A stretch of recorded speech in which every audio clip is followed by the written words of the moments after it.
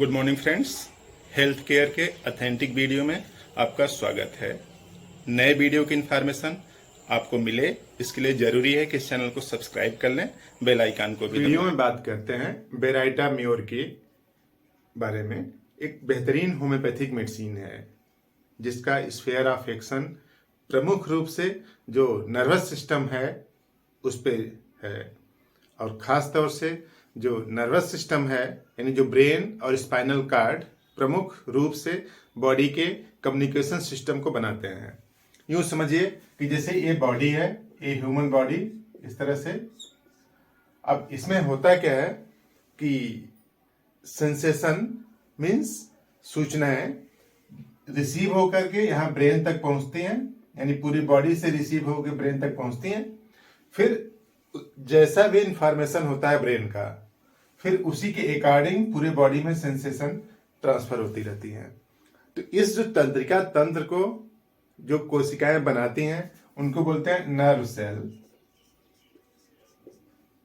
और nerve cell सबसे बड़ी लंबाई में सेल होती हैं, और नर्व सेल की जो कवरिंग है, ठीक है, जैसे मान जिस तरह से ऐसे नर्व सेल होती है, इस तरह से ऐसे ऐसे यहां पे लगे होते हैं, तो नर्व सेल की जो कवरिंग है वही खराब होने लगती है। खराब कौन कर रहा है? बॉडी की इम्यूनिटी।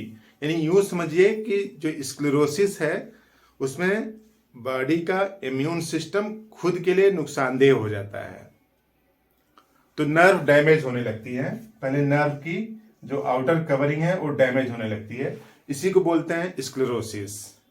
बेराइटा म्योर में मल्टीपल स्क्लेरोसिस है, यानी ब्रेन के कई पोर्शन में और स्पाइनल कार्ड में स्क्लेरोसिस है। इस वजह से जो बॉडी का जो कम्युनिकेशन सिस्टम है वो अफेक्टेड होता है। छोटे बच्चों में अगर देखा जाए तो कुछ ऐसे बच्चे होते हैं जो कि जल्दी से सीख ही नहीं पाते, स्लो हैं, स्लो लर्नर हैं, और लर्न नहीं कर पाते तो अंडरस्टैंड भी नहीं कर पाते। तो इस वजह से कहीं पे बाहर खेलने जाना होगा, बाहर जाते हैं तो और बच्चों से घुल मिल नहीं पाते, और जैसे और बच्चे खेल कुछ भी खेल रहे हैं तो ये भी नहीं कर पाते, क्योंकि इनको सीखने की जो टेंडेंसी है वो स्लो है।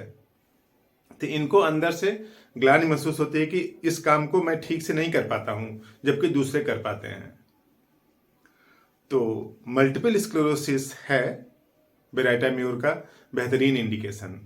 इसके साथ साथ एज सुन एज जैसे सेक्सुअल डिजायर बॉडी के अंदर जब ओरिजिन होती है तो आदमी पागलपन सा होने लगता है, तो इसी तरीके की कुछ सिम्टम्स हैं। ओरिजिन यहाँ से मल्टीपल स्क्लेरोसिस से हो रही है, यानी जो ब्रेन और नर्व्स की जो हैं वो सब डैमेज हो रही हैं। तो देखिए पहला इंडिकेशन लिखा है multiple sclerosis of brain and spinal card.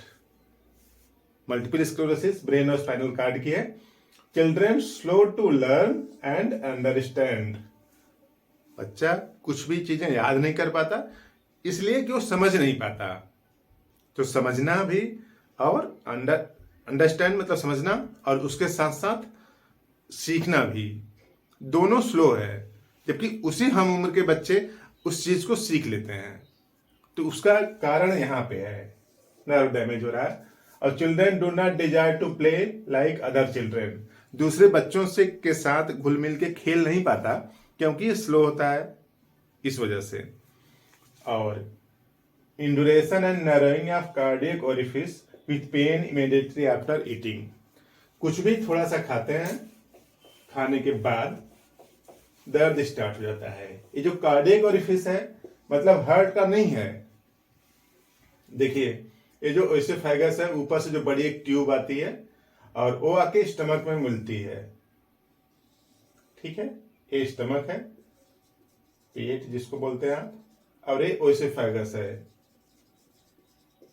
तो यहाँ की जो ओपनिंग है इसी को कार्डियक ओरिफिस बोलते हैं।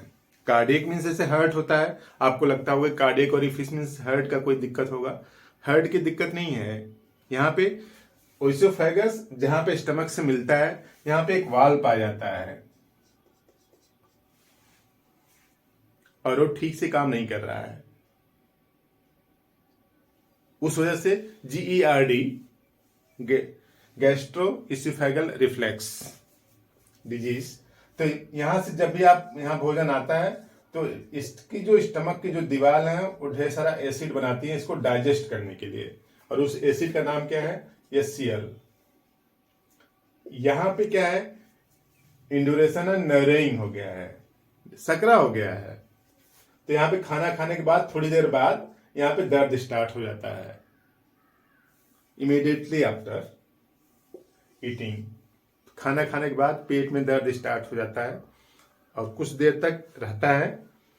और vertigo due to cerebral anaemia and noise in ear. Old age के सिम्टम्स हैं, चक्कर आ रहा है।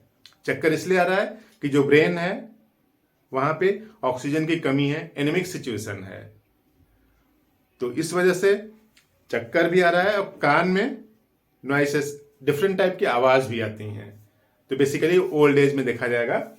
और in every form of mania as sexual desire increased. अगर सेक्सुअल डिजायर इंक्रीज होने के बाद किसी भी टाइप की मैनिया आती है, पागलपन, तब बेराटा म्योर। और खास बात, अगर ऑटो इम्यून डिसऑर्डर की वजह से यहाँ पे जैसे स्क्लेरोसिस है, तो इस पेशेंट का जब चेकअप करवाएंगे तो TLC बढ़ा हुआ आता है। जो TLC है वो बढ़ा हुआ रहेगा, क्योंकि TLC बॉडी की डिफेंसिव सिस्टम को बनाता है और इम्यूनिटी बॉडी को नुकसान कर रही है। तो एक तरफ से ऑटो इम्यून डिसऑर्डर है, उसका एग्जैक्ट काज क्या है वो नोन नहीं है मेडिकल साइंस को, कि ऑटो इम्यून डिसऑर्डर बेसिकली होते क्यों है। डिस्कवरी चल रही, बाद में कभी आएगा। तो ऑटो इम्यून डिसऑर्डर की वजह से नर्व डैमेज हो रही हैं और इसके कारण से TLC उस पेशेंट का देखेंगे तो बढ़ा हुआ आता है। तो कुछ इस तरह का इंडिकेटर सिम्टम्स है बेराटा म्योर के बारे में। कहीं पे भी इंडुरेशन है तो भी आप इसको यूज करें। स्वेलिंग है, सर्वाइकल ग्लैंड की है, यानी पीछे यहाँ पे जो है, तो इस तरह से इंडुरेशन में भी अच्छा काम करता है। कहीं पे भी गांठ है, किसी भी टाइप का है, तो अगर इन सब इंडिकेशन के साथ है तो बेहतर रिजल्ट आप पा सकते हैं बेराटा म्योर से। तो कुछ बेहतरीन ये जो सिम्टम्स हैं ये जरूर मिलने चाहिए, तभी मेडिसिन प्रिस्क्राइब करें, अन्यथा और कुछ देखें उसके लिए दूसरी दवा हो सकती है। तो जो बेराटा म्योर है आप 3x पावर का ले लें और उसको 4 टैबलेट जीभ पर 3 टाइम, सुबह दोपहर शाम लें। तो बेराटा म्योर 30, उसके बाद बेराटा म्योर 3x के बाद 30 यूज करें। तो इस तरह से पोटेंसी बढ़ाते जाने से जो पेशेंट की जो दिक्कतें हैं वो धीरे धीरे कम होती जाएंगी। बात समझ में आई तो इस वीडियो को और लोगों को शेयर करें ताकि उनकी भी इंफॉर्मेशन बढ़े और बीमार होने की संभावना कम हो। Thank you.